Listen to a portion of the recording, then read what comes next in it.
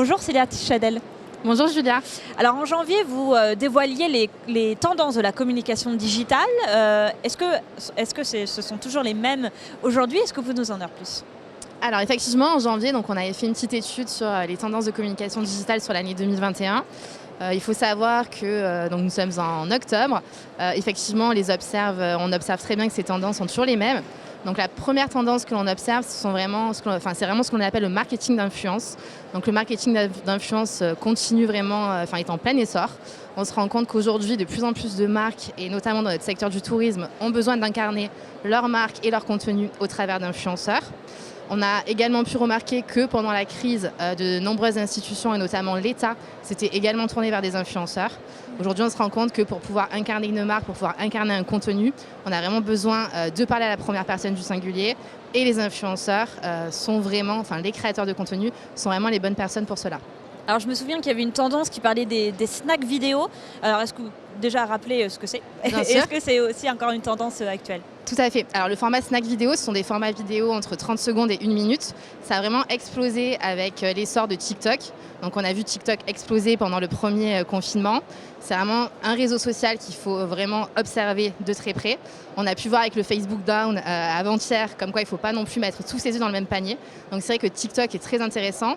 On a également vu que le groupe Facebook, donc notamment avec Instagram et le format Reels, s'était vraiment aussi inspiré de cette tendance snack vidéo en s'inspirant de TikTok. Donc ça, c'est vraiment une tendance à développer. Aujourd'hui, on disait qu'une image vaut 1000 mots.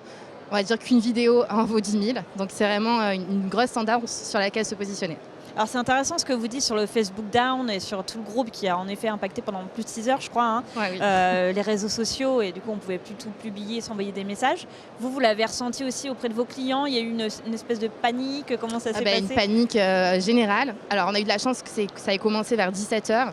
Donc c'est vrai que ce n'était pas en pleine journée, mais effectivement on a eu assez peur parce qu'on avait énormément de campagnes publicitaires qui étaient en cours pour l'ensemble de nos clients, beaucoup de destinations touristiques qui souhaitent vraiment se relancer, pour qui on avait d'énormes budgets. En plein salon Top Resa en plein salon Top Resa. Donc c'était assez compliqué. Finalement, tout est rentré dans l'ordre, mais c'est vrai que ça prouve finalement qu'aujourd'hui, le groupe Facebook est vraiment très puissant.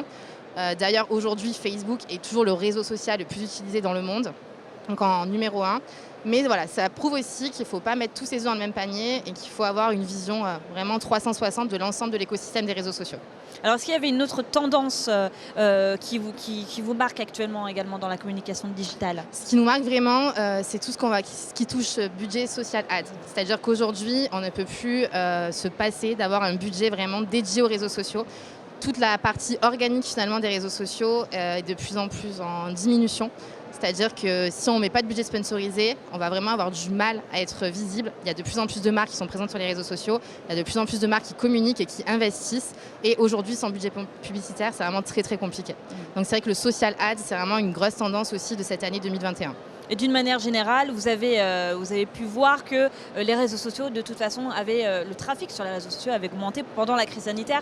C'est la seule manière finalement de communiquer entre marques et ça a vraiment doublé. Aujourd'hui, il faut savoir qu'il y a plus de 4 milliards d'individus qui utilisent les réseaux sociaux dans le monde et que chaque personne passe en moyenne un peu plus de 2h30 sur les réseaux sociaux. Donc c'est une étude qui a été publiée par We Are Social en 2021, au début d'année.